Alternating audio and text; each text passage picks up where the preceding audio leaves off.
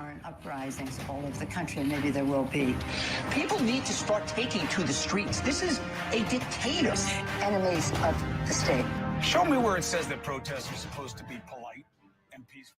Hey, welcome everybody to the Rebel Alliance podcast. My name is Aaron or Aaron Bowman, and today we are on episode 46, and we're going to be talking about the top 5 questions typically asked about private membership associations. So, as always, if you are watching the live and jumping on with us, I appreciate it. We're going to give it a few minutes for people to jump on, get into the live chat. Feel free to ask your questions about associations today. And while we're doing that, we're going to take care of a little housekeeping, get all the boring stuff out of the way, and then talk about some stuff that's been going on in the news real quick, which I just find I just find the explanations of what happened kind of ridiculous, and we're not going to get into it too much. I don't want to waste too much time on it because it's just goes to show you what kind of administration we're dealing with here. But anyways, as always, if you are interested in having an association, you can set up a time with me at eastcoastpma.com, or you can go over to East Coast. That's the wrong website. Here we go. East Coast PMA or the PMA Manifesto to set up consultations with myself, Erica, Angela, and Angela. And there's also great content at both websites. And if you go over to the PMA Manifesto and sign up for the monthly newsletter, get into the Facebook group. If you're joining the Facebook group over at the PMA Manifesto, let them know that you found out about it through this podcast, the Rebel Alliance, and you'll get in a little bit quicker. It lets us vet people a little bit faster. Now, if you're looking for more content, feel free to go over to the www.eastcoastpma.com for more content, blog posts, the audio version of this, and stuff like that. So that's always great. Now, if you I kind of got off track already. If you're looking, I just woke up like 30 minutes ago, so I apologize if my head's a little spacey. But if you are looking to set up an association, not only can you set up the consultation with one of us or myself or one of the ladies, you can also get the DIY templates at either website. They're hybrid DIY templates, so you can set up a free church, a ministry, an association. It has really detailed explanations on each section. Things are color coded, so it makes it very simple to set up your own association if you want to roll up your sleeves and get your hands dirty. Now, that being said, we all are about living a more free life, a leaner, less intrusive government, not having to answer to the proverbial man, and being just left the hell alone. Now, that's great in the real world, but what about when you're online? So if you're online, you're like myself, you want to run a Start9 server. I have the Start9 Embassy Pro. They've changed their names around a little bit, but if you go over to Start9, you can use the code REBEL Alliance, all one word, at checkout, and you can get 9% off your purchase and take back your computer sovereignty. And not only can you run things like your own Lightning node, like I've talked about before, you can run your own version of PayPal as a BTC pay. You can have end-to-end encryption text messages or text messages that burn upon reading. You can have your own search engine. You can use your own version of ChatGPT, and all that data stays within your system and it's not being shared anywhere else. So just want to get those things out of the way. It helps support this channel. You can also if you feel like putting in a super chat, you can do that throughout the broadcast. And if you also go over to the East Coast PMA, there's on the right-hand side of the website, there's different links to whether you want to lower your essential services at your house, get a Transact card set up to use with your Liberty Dollar Financial Association account. You can also get a Liberty Dollar Financial Association account set up by clicking the banner up top. It brings you right over. And then I get a small portion of everything that you do with any of that stuff, and it helps support this broadcast. And then also where we have the item of the week, which is something that I personally use or have used or know somebody that's used, have hands on, and I think it's a good deal. I recommend it. And like this week was the first time we did it, and it was the meat grinder attachment for your KitchenAid. So that being said, with all the boring housekeeping out of the way, let's get down to it. So the one thing I want to talk about that's kind of been in the news that I've kind of listened to a little bit is how the Defense Secretary Lloyd Austin had a mysterious disappearance a few days ago. He was gone for 3 days. Apparently, nobody really knew where he was. His number two didn't know. Our clown in the People's White House didn't know, and I find it really hard to believe. Now, I spent 20 years. I did some time active duty, National Guard, active AGR, in the field within the Air Force of security forces. We've had Air Force One land at our base before, and everything was set up with local law enforcement, federal law enforcement, the base law enforcement weeks in advance before Air Force One came in, and everybody knew what was going on that needed to know, even though it is departmentalized. And that being said, I find it hard to believe that a security detail where this individual was going, or the transportation that got him there, had no idea that he was going. I think he went to Walter Reed, if I read the article correctly, and the other stuff. I just find it very peculiar that all of a sudden nobody knew where this guy was, but yet he has this entourage ahead of him, very similar to what the POTUS would have or anything like that. And nobody knew. It just disappeared. Like, I find that there's something going on. I think it eventually come out in the wash, but that's just my quick take on it. I think, again, it's more smoke and mirrors and just shows the lack of the capacity to run this great country, and just yeah, a bunch of clowns. I don't. It just doesn't make sense to me. You have this. No, he's number 6 in line, mind you. If I remember correctly, if I have this right, he's number 6 in line to take over. Should everything go to hell in the handbasket? So, not to know where he is, I find that very hard to believe. But, anyways, I'm going to put up the comments here. So if you are watching on, I don't believe the Rumble comments show up. So Rumble, I can't see you. I'll have to pull up Rumble while we're going through this. But if you're on the Facebook group, East Coast PMA, or the Rebel Alliance YouTube page, I can see your comments. Feel free to let me know where you're watching from. And if you have any questions about today or in general when it comes to PMAs. So like I said, let's get into the PMA stuff. Episode 46, we're doing pretty good with these live videos. I'm pretty excited about that. I might have to change the time to 2 p.m. because getting to bed at 9 in the morning and getting up at 12:30 and trying to clear the cobwebs out after working third shift, it's kind of a pain. Not that I'm complaining. It's just, I feel a little rushed is what it is. And the days that I don't work, 1 o'clock works great because I can get stuff done around the homestead in the morning and then, sit and do this. But again, if you're in the New England area and you're watching, what crazy weather have we had? I'm sure it's been crazy all over. This big storm fronts have been coming through, but 4 days ago, if that, 3 days ago, it was like 32 degrees, 30 degrees during the day, 28 at night. We had about 8 inches of snow, and today it's 50 degrees, rain last night, and all the snow's gone.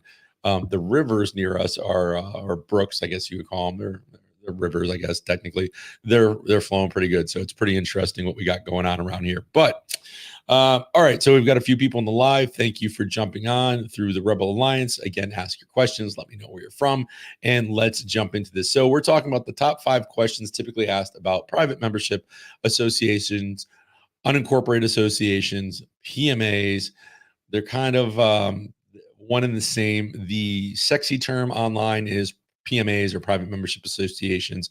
The legal term is a private unincorporated association. So I think we all know what the first question is going to be. What is a private membership association? Now, there's other videos in the channel. There's stuff on East Coast PMA that you can go and read and listen to past stuff where we talk about this. But in a nutshell, at the 30,000 foot view, they are a association that's organized where members come together for a particular cause or reason, and it's private. The association operates under the premise that it's separate from public access. So there's no public access. There's exclusion to who members are. Public accommodations, the word I was looking for. And there's a lot less red tape setting them up. Now, this is going to be generalized information. They are, and this is one of the myths that I talked about before, they are looked at differently in each state. Some states look at associations as a separate entity from the members of the association. Other states don't. So the states that don't, I always suggest you might want to use an anonymous LLC set up out of Wyoming, Nevada. I believe Baltimore does it also, or Maryland, Baltimore.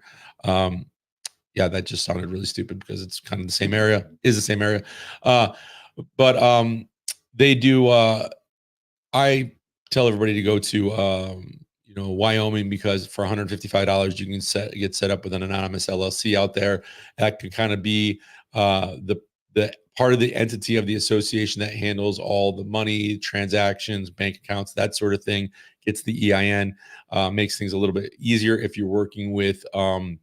Let's say you have a holistic PMA setup or association setup, and you're getting products from a third company where you're doing some type of affiliate marketing with them, or you're doing some type of drop shipping with them. It makes it a little bit easier for your members. They understand what an LLC is, and instead of spending time trying to explain what an unincorporated association is.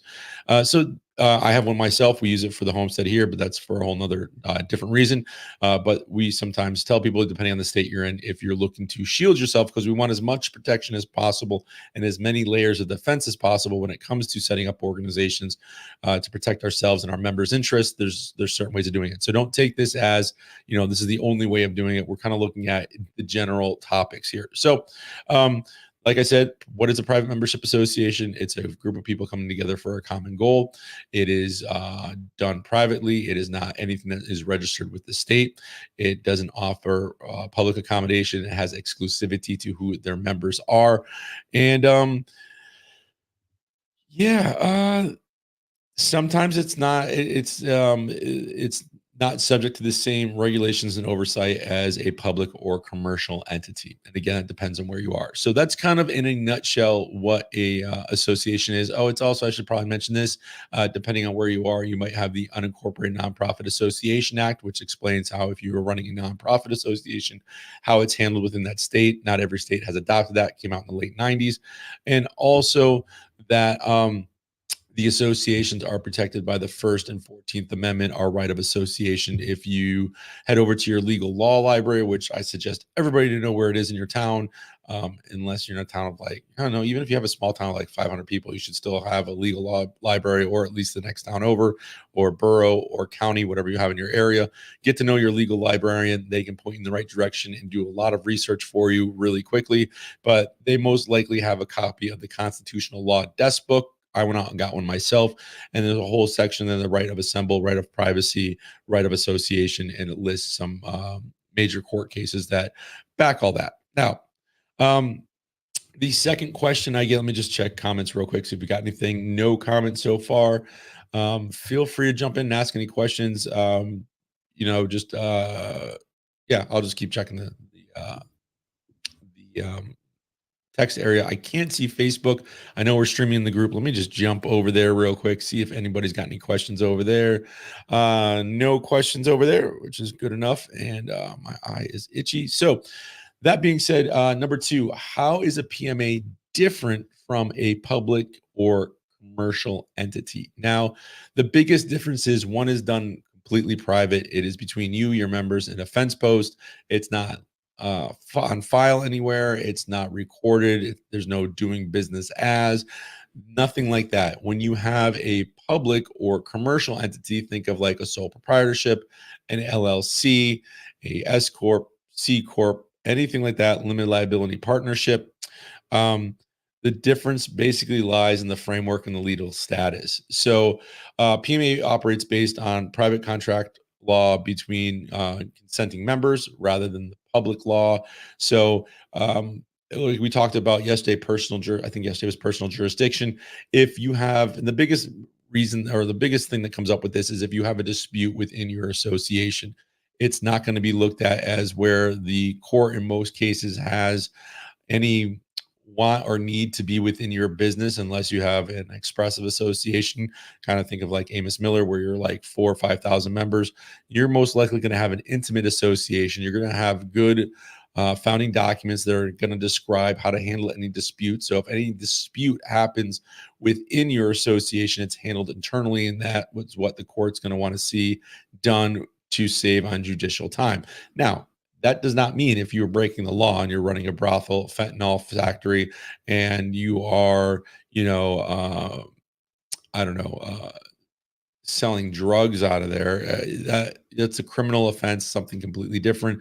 The state does have an interest in what you're doing because now we're talking about the general well-being of the public. Much different than what Amos Miller was doing with selling, natural, organic, non-pasteurized um, products. So, um, and the PMA operates, like I said, between the consenting members. So you're going to have your membership agreement. They're going to see and read through your bylaws and understand your articles of organization. They're going to understand what they can and can't do. You're going to have a vow of confidentiality. You have a non-disclosure agreement. Those certain things where people who are joining know that they are getting into an association. This is what the purpose of the association is. Going to move this mic around a little bit, and uh, you really want to make sure there's no confusion on what they're getting into. Um, in some cases, depending on where you're at, one of the things, I guess I should put this as more of like a myth. One of the things that you'll see or you'll hear about is that um, having an association means that you're exempt from certain regulations oversight, particularly I have here in the areas of health care, education, and food services. Now, we see that, yes, we should be allowed to, let's say with the Amos Miller case, we should be allowed to purchase whatever. If I want to purchase, whole unpasteurized milk from somebody, I should be able to do that as a consenting adult, knowing the risks involved. I do not need some government fat agency telling me I cannot do that. Now, there are ways to do this within the associations, and a lot of it comes down to the members basically keeping their mouths shut because for me, I don't know about you, but my pockets aren't normally aren't deep enough, I should say, to combat the state or the federal government. So we want to use everything in our power to protect ourselves. And this is why I always talk about doing multiple layers of defense when you're dealing with an association. Maybe there's times where you need to have it in an unincorporated business trust, the LLC, that sort of thing. So it's kind of tricky, as my mother would say, that yes, there are some exemptions from certain things, but you need to know what those exemptions are, and you need to know how to word things properly and how to be able to operate properly to where if like with Amos Miller something happens, again his is a little bit different because they had gone through court and everything, and Robert Barnes had settled and they just showed up unannounced and they did a lot of illegal crap. But you want to make sure that you're operating properly, and maybe we can get into that more on details if we're talking about just like healthcare or education or food services. But you want to make sure that you understand what the benefits are when having an association. The biggest benefit is you're not dealing with all the legal red tape. You're not being a part of the public commercial framework. You are, again, private. It's a contractual private agreement between you and your members. You aren't registered anywhere. You're not on anybody's radar. Usually, when people get on people's or get on the government's radar, is when you either have an education association and you kick the bear by blasting everything online, which really isn't private anymore because you're putting it on all these public forums. Now, if you have a website for your association that has password protection, membership access only, that's a different story. But if you're advertising, let's say, for example, education, and then we'll also use the food because, everything would go on with Amos Miller. If you have a private education association and you are putting it out there that let's say like here in Connecticut, there's no more religious exemption for vaccination. Well, if you join my education association, drop your kids off. We have educators here. We're not going to use the word teacher, but we have educators here, and you don't have to be vaccinated. You don't have to wear a mask. You don't have to do X, Y, and Z. You can just show up, and the state can't tell us what to do. Well, that's kind of yes and no. If um, you have your right of association, you have your right as a parent to dictate the education that your children receives, and we have court cases that back that up. But if you don't have an adequate facility and there could be a perceived danger to a child. Let's say you have a big sinkhole in your backyard, or you have a swimming pool that is not fenced off, right? The government could come in and say, hey, nope, this isn't okay. Again, your neighbors probably are going to be nosy Nancy's and say something. We've had that where, Department of Children and Family Services has showed up, license divisions, and they have challenged these people. So, yes, you can fight your right of association and education and stuff like that. But like here in Connecticut, we have this general statute that, you've heard me say it before, and there's other states like it, where if you have a religious organization, you're exempt from licensing. So why not kind of use what they're giving us along with the right of association to add those layers to then tell them to go kick rocks? So, I just want you to understand that just because you have an association doesn't mean you're not going to be challenged. I guess is the best way to put it. And, the biggest difference, I guess, to say between public or commercial entities is that it's public. It is, think of public as anything that the local government or state takes care of: parks, state buildings, stuff like that, libraries. And you, as one that runs an association, does not offer any public accommodation. So that means not every Tom, Dick, and Harry can just walk in and say, hey, what's going on? I want to buy some organic milk. I have no idea who you are, and our stuff's for animal consumption only. So you have to either have a membership or kick rocks. So that's probably the biggest thing, right? And let me just check questions here. No questions yet. I must be doing a fantastic job answering everything. Let me just jump over to Facebook really quick. Nothing over in Facebook either, but I do appreciate you all that are online spending your time with me. I do appreciate that. And again, let me know if you have any questions while we're going through this. So, what are the legal benefits and limitations of a PMA? So, one of the benefits is the autonomy from public regulation and the ability to easily create your association, again, without having to go through all the red tape. You can force your own rules among your members.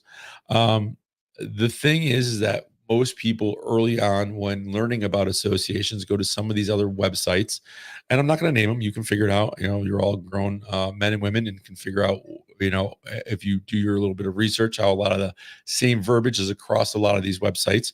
And they'll basically tell you that you can do whatever you want. If you get a cease and desist, you don't have to, just stick your head in the sand. You don't have to answer it. And that's not the case, because PMAs are not above the law. They must still comply with legal requirements, specifically like the criminal stuff, right? So again, if you are running a fentanyl factory out of your association and you're saying, or maybe, yeah, we'll just go with fentanyl because that's a pretty nasty drug and that's killed thousands and thousands of people over the last year. You're still going to be committing a criminal act, right? We still can't break laws. We still can't cause harm to somebody, even if we have an association. And that's what gives the tyrannical, overreaching government a reason to stick their paws into what we're doing. So as long as you're not breaking any laws and you are operating properly, and now I say this, but then I get well, I can't sell raw milk. Well, there might be a law that says you can't sell raw milk or some statute somewhere, but that doesn't mean you can't do a herd share through your association. Or if somebody wants to have their own organic chickens, they can't pay you to raise it, and then once they're harvested, come and get the chicken because it's their chicken. All you're doing is raising it for them. Or maybe you're providing food that is for animal consumption only. And I'm throwing up air quotes for those who are listening to the audio. So there are ways around things. And I hate to say that we have to use certain things to get around things, but my point is, until we have more people have associations, stand on their right of associations, fight the tyrannical government off, start making changes at the local level, like we talked about a couple days ago, like running for local office positions, getting people together for that common goal. Like, hey, we don't want any more drag queen story time. So we're going to get an association together and we're going to change the landscape of the voting by bringing people together for that common goal to say we don't want that crap in our schools, whatever it is, right? So there's ways of doing certain things, and the association is just one way of bringing these people together. But within your association, there's ways to do things. Now, within our association, I buy sourdough bread from a member. I might buy other things, other food related items, and I know exactly where it's coming from, but I don't go blabbing it all over Facebook, that the cesspool that is Facebook and all these other places, because it's between me, them, and a fence post, and nobody knows because we have an intimate association and nobody cares at the federal or local level. So just keep that in mind, that you're going to hear that if you have an association, some of the legal benefits are that you don't have to do anything when it comes to dealing with the local law enforcement or any type of enforcement. And that's just not the case. You need to be able to articulate what you're doing. You need to know what rights you're standing upon. And again, this is why the other day I was saying it's so important to not only look for quality information when it comes to associations, do your own research, get on Google Scholar, places like that. If you don't have access to like Westlaw, get into your legal library, and then take the Dr. Graves course, How to Win in Court Without an Attorney. Again, the links can be found on East Coast PMA, but that's going to give you your basis to when somebody comes and goes on your door, you can say, hey, what's up? And then you can handle it appropriately, as opposed to what you'll get from some of these other association, quote unquote, people out there that say, oh, you don't have to answer your door, tell them to get away, blah, blah, blah, tell them you're trespassing. Yeah, there's parts to that are true. But, if you can articulate exactly what you're doing, maybe you can avoid the whole going to court thing. I just realized my camera's kind of off a little bit. There we go. So anyways, that's kind of what the legal benefits are. And again, the legal benefits are basically that there's a degree of autonomy. There's even more so if you add the unincorporated association. I'm sorry, not the unincorporated association, the anonymous LLC out of Wyoming, or a unincorporated business trust. Again, we're adding layers of defense here, and that it's you're able to create your association without having to pay the massive fees to incorporate within your state. Usually, I know like Wyoming, like I said, it's $155. In Connecticut, it's like $300 to $600, depending on who you use to go through it. And you can provide services to your members that normally would require more red tape. So just checking the comments. I'm not in the right tab here. So all right, no comments. We're doing good. Nothing in the private chat. All right. So that being said, let's get on to number 4. How does one join a private membership association? Now, I'm still working on getting this list together. Hopefully within the next few weeks, I get this list together and on East Coast PMA. I'll try to post it and pin it in the Telegram group if you're on there. But one, it's just searching for whatever type of association you're looking for. If you're looking for one that does homeschooling, if you're looking for one that does agricultural, maybe some permaculture, maybe to be more specific, maybe it's homesteading, and then within that you want to have one group that's just overall homesteading, and then within that group maybe there's smaller groups, that one that does like, how do we build a chicken coop or something for goats using recycled material like pallets or lumber, harvested from your own land. So you need to figure out what kind of association you want to join or what the purpose is. Now, if you don't have one in your area, start one. Very simple. Why not? If you're looking for it, there's got to be others. And again, the price point's pretty low, especially if you do the DIY templates yourself. You can get it all up and running and, within a matter of a few weeks. So there is a process when you join. Usually you're going to, as the individual, like with Liberty House, it's, family based or individually based. So you can come as a single person, but it also, the same stuff applies if you have a family. We only worry about the anybody over the age of the 18, the age of consent, signing up. And if you have kids, well, they're just kind of members through you. So there's going to be an agreement to the terms, conditions, and rules of the association. So that's your bylaws, your articles of organization, your membership agreement. There usually includes some type of membership fee when you sign up for a association, because if you are if you are going into contract with the association and its members, there has to be something that binds that contract, and it's usually some monetary form, whether it's Liberty Dollar, Financial Association, Goldbacks, fiat currency, what have you. You're going to have that stuff, that will take place. That'll make that a bonding contract because you've paid something into the association. And then you're in. Now, like with us, we do a little bit of, you might do a background check. You might want to have, maybe you have to be referred to by a current member, or there has to be some connection between, maybe one of the board of directors or trustees who's ever running it. You want to make sure that, like with what we've been doing is we'll hold like a potluck, and then people will come and introduce themselves, meet the members. We'll kind of see if we get that warm fuzzy, see if everything jives, and then we'll say, okay, well, we have to, keep things going. So we need to have our members only meeting now. They leave. We have our membership meeting and whatever we're talking about, planning stuff for the next year, whatever classes we have coming up, stuff like that. And then we vote on if this person's coming into the association or not. And that's where you're going to keep that intimacy part. And that's very important. You want to have that intimate association, not the expressive association, because with that intimate association, the government really doesn't have any interest or want to have any interest in what we're doing. There's no benefit for them to know. So that's kind of how one joins. The biggest thing is finding it. If you don't have one, start one. If you need to know how to start one, set up a time with me. We'll talk. I have a half hour or hour consultations. I'll answer as many questions as I can. If you want to record that session, we can do that. And I can send it to you so you can refer to it later. But at least, if you're in your town, I'm sure within the next towns, the towns surrounding you, there's people looking for the same thing if you're looking for it. So don't be afraid to get one started. They're very easy to run. It can be as complicated as you want it to be, or it can be as easily run as you want it to be. So that's how you join an association. It's just finding it, agreeing to the contract and the terms, and then going through whatever process that individual association has set up, and then you're good to go. You're a member and you're off to the races. So just checking the comment section real quick. No comments. Feel free to just type them in and explain your comment as best you can. I know we get a lot more comments when we do the live PMA manifesto calls, but we will be doing an inner circle call at the end of the month. I'm just trying to figure out the date for that and the time. And then we'll do one of these online where everybody can just jump on and ask their questions and we can all learn from each other. We've kind of answered this one, but this is another one that comes up. Can a PMA be subject to government intervention or regulation? This is number 5. Now, normally, while an association operates largely anonymously, um, as we saw with Amos Miller, he had his association set up.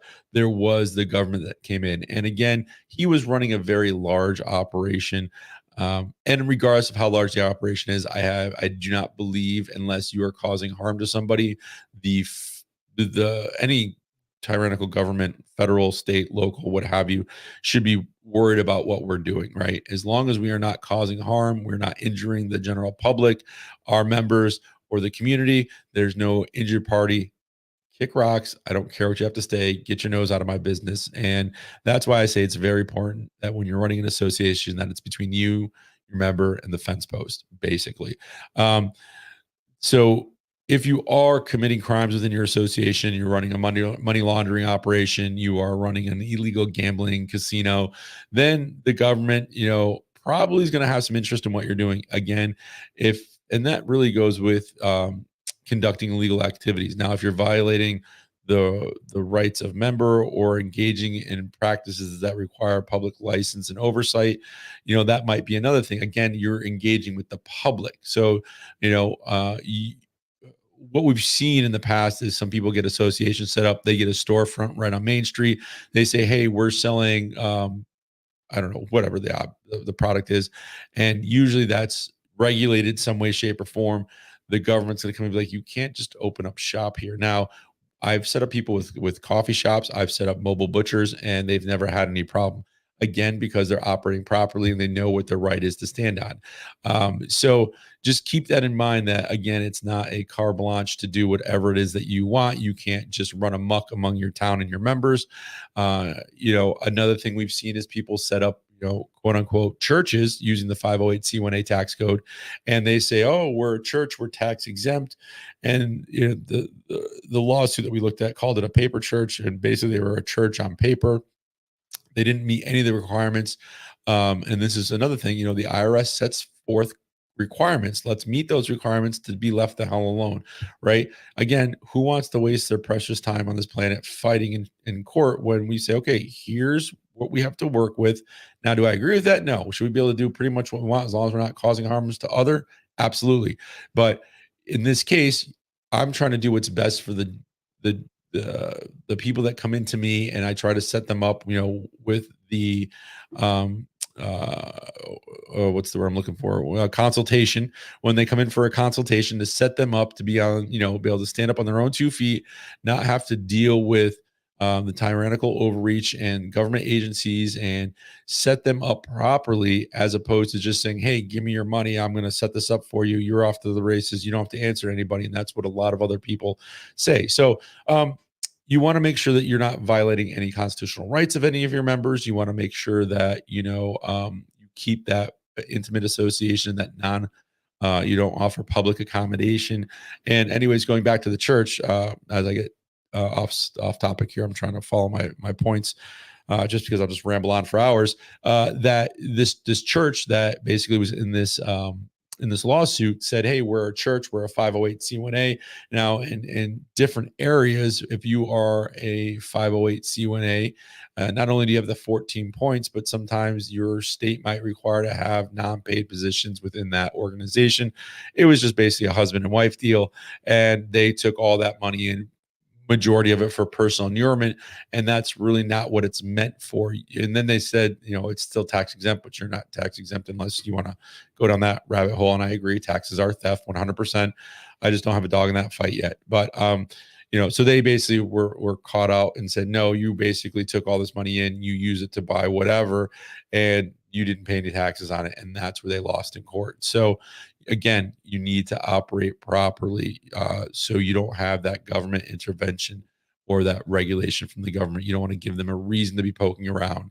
Um, Again, there are some legal protections of a PMA, and it does depend on where you are. And one of the biggest things is, um, what type of activities that you're doing, and then if you're seen as a legal entity in your state.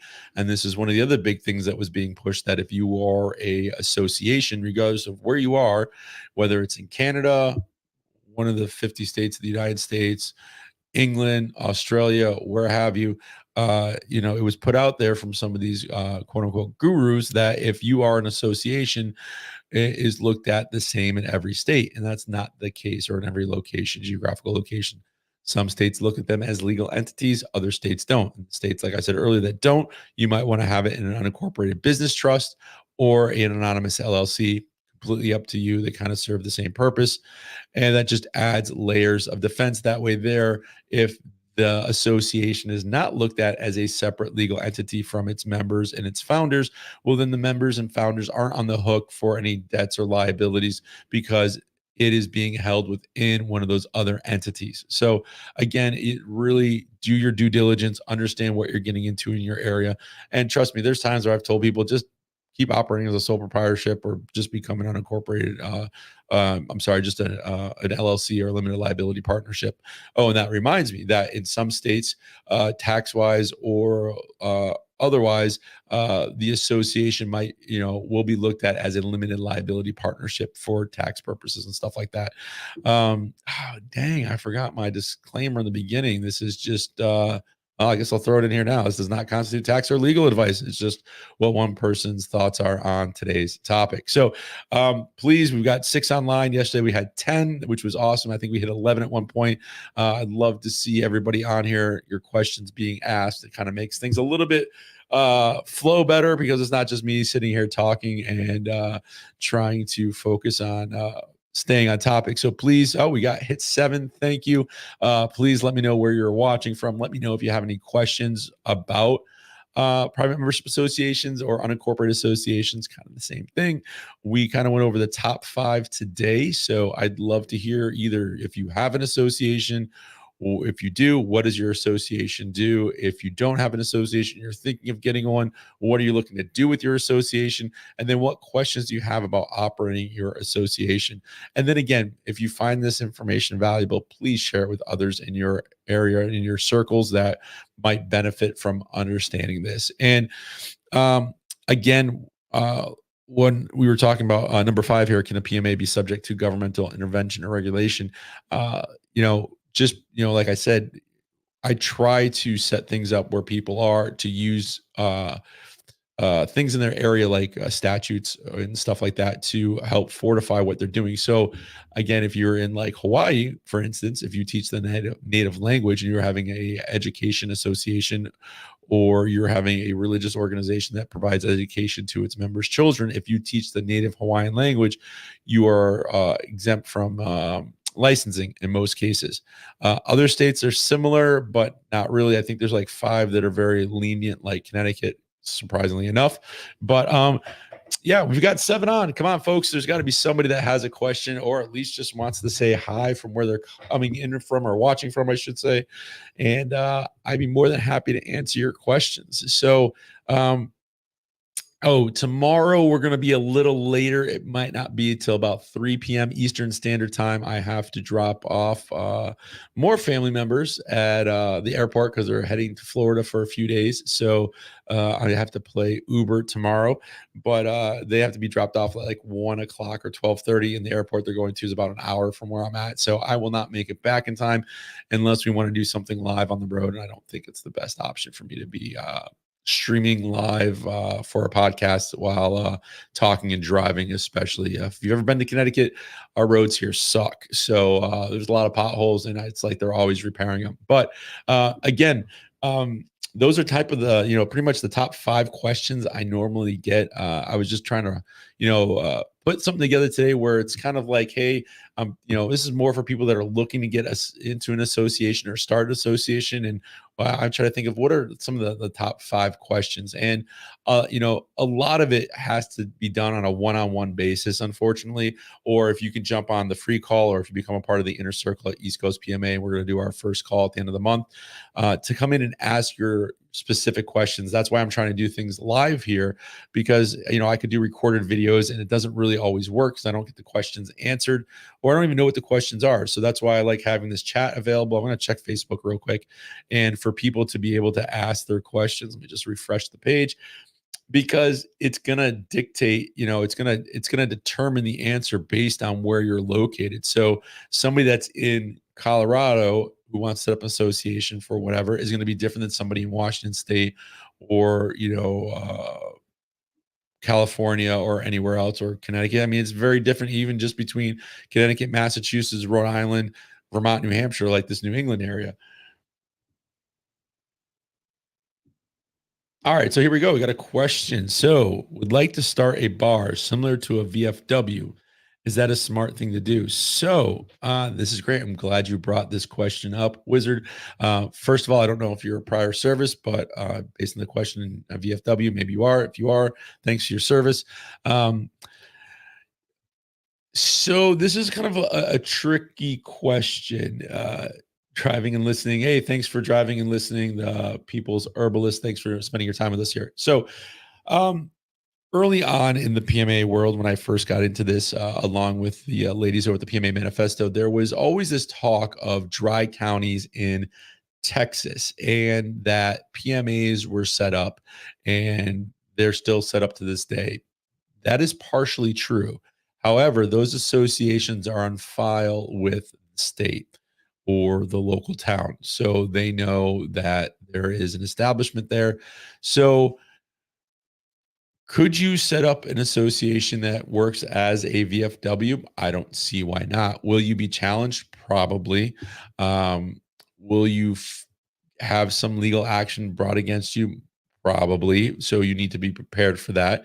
I personally haven't set anybody up that was specifically set up like a VFW, because I guess you'd have to be able to articulate what your reason for association is. Now, if you have an association, let's say, and it is about veterans coming together for mental health. That's a bad idea if we're going to include booze. But most of us veterans drink anyway. So let's say you have whatever your reason for association is, and you have a building, and you have to give 3 knocks, the passcode to get in, and kind of almost like a speakeasy, so to speak. And the members come in for whatever that reason for an association is. And if you happen to have adult beverages there and they want to partake in those adult beverages, then that's between you and your members. And the reason why I say that is, like, early on during the COVIDs, we had, or the pandemic, whatever you like to call it, we had a fall festival that we did. We haven't done one since, just because things kind of opened up, membership kind of fluctuated. People kind of feel normal, as I guess normal can be. But we had a fall festival. We had bands there for 4 hours. We had a food truck that didn't pull a permit. We were all on private property. We weren't on public property. We had people buying 1-day memberships to gain access into what we were doing. We had food. We had the food truck. We had beer. We had hard cider. We had frozen hard cider. And we didn't pull a permit for anything. Nobody came up. We had maybe a couple hundred people come through. It wasn't a huge event. It wasn't like we had, 4 or 5,000 people showing up, which probably would have brought some eyes on us. But we literally were on some private property. We set up. We had tents set up.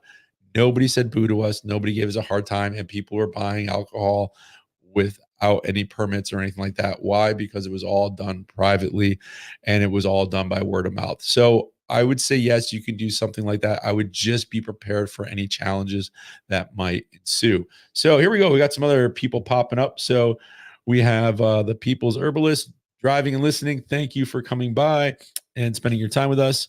Listening from Marion County, California. Thanks for sharing your wisdom, insight, knowledge, and passion for this subject. God bless you. God bless you and keep you. Thank you very much. I appreciate that. And let's see what else we have here.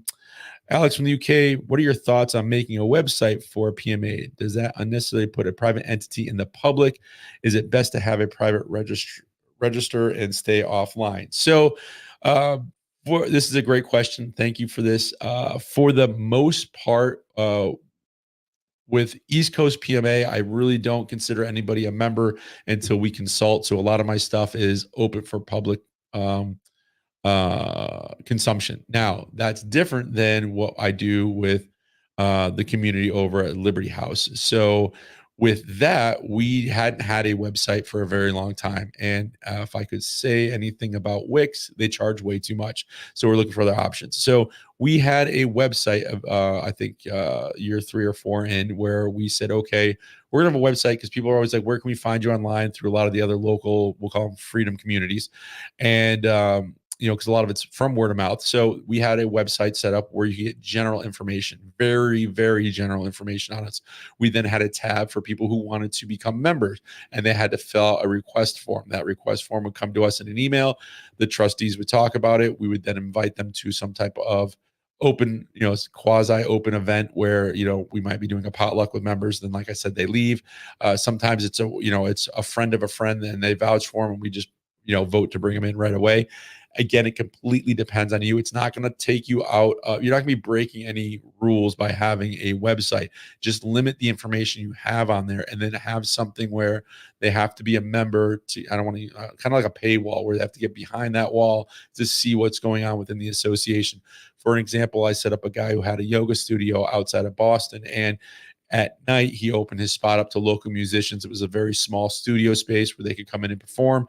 And he had his stuff all done online for that, where they become members. They can then buy tickets. They can buy blocks of yoga instruction. And it was all done online to live a healthier lifestyle, or to facilitate the musical inspiration and artistic stuff when it comes to that. I use the word stuff a lot. Sorry. So hopefully that answers your question. Yes, basically you can have one set up, and it's not going to hurt you, as long as you keep it limited, very generalized information on what you do. So for example, we had a lady here in Connecticut that I helped, and she had a website, and it said, drop your kids off. You don't have to be vaccinated. You don't have to wear a mask. We kind of do what we want, and a big old middle finger to the local government.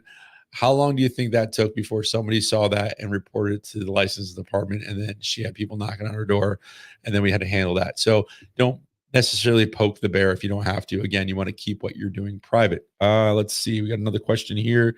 Also, do you know of any case law that supports PMAs from becoming registered if paying taxes, or any case law for that matter? Yes, we do have case law. I believe on the PMA manifesto, if you download it, there's a bunch of case law that deals with like taxes, so to speak.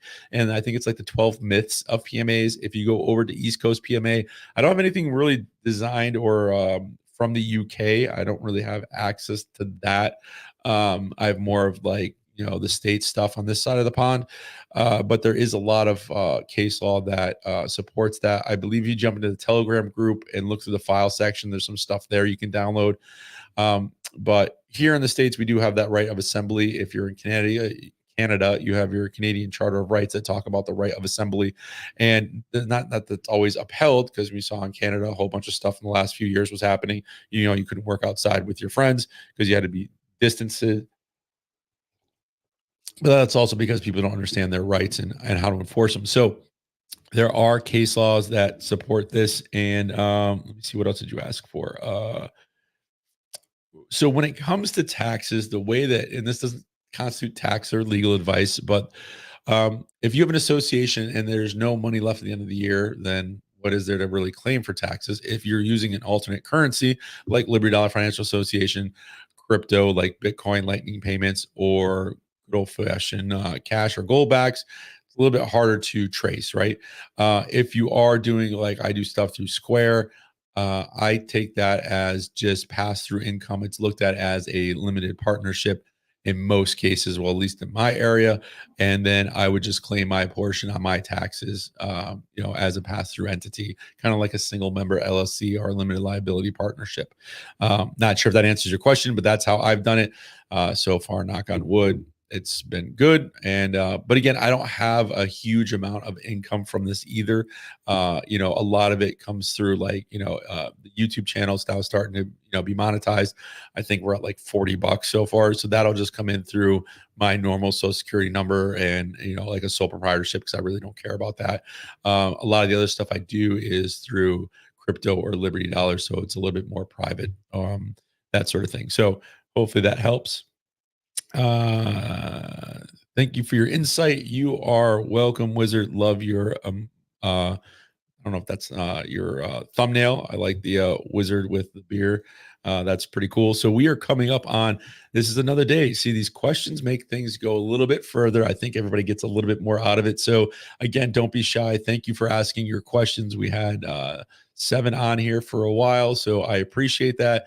Not that I don't mind if you guys can't make it. I get it. We all have busy lives. You can always catch the replay, but I do enjoy interacting with everybody, throwing your comments up on screen, and then getting those answered. And again, if I don't know the answer, believe me, I will tell you I don't know, and I got to do some research on it. But that being said, we are at the 51-minute mark. I will definitely be on again tomorrow. Like I said, it's going to probably be closer to the 2:30, 3 o'clock Eastern Standard Time. That's just because I have people to drop off at the airport tomorrow yet again. And then I don't have to pick anybody up till like Monday or Tuesday. So we will, just adjust accordingly. And then again, you can always catch the replay. So thank you very much. If you'd like to support this show, please go over to East Coast PMA. Use any of the links on the right-hand side of the page. That will help support this show. Feel free to throw out a super chat if you want. And then join the inner circle for our more private stuff and stuff specifically for that inner circle. It's pretty cheap. It's only $10 a month. And I've been trying to get content together for that. So just bear with me, but we will start doing regular calls monthly. It'll probably be near the end of the month because the PMA manifesto is in the beginning of the month. And then we're doing these lives Monday through Friday. So thank you very much for watching. I appreciate it. And I will see you guys and gals tomorrow. Peace. Risings all over the country, and maybe there will be. People need to start taking to the streets. This is a dictator.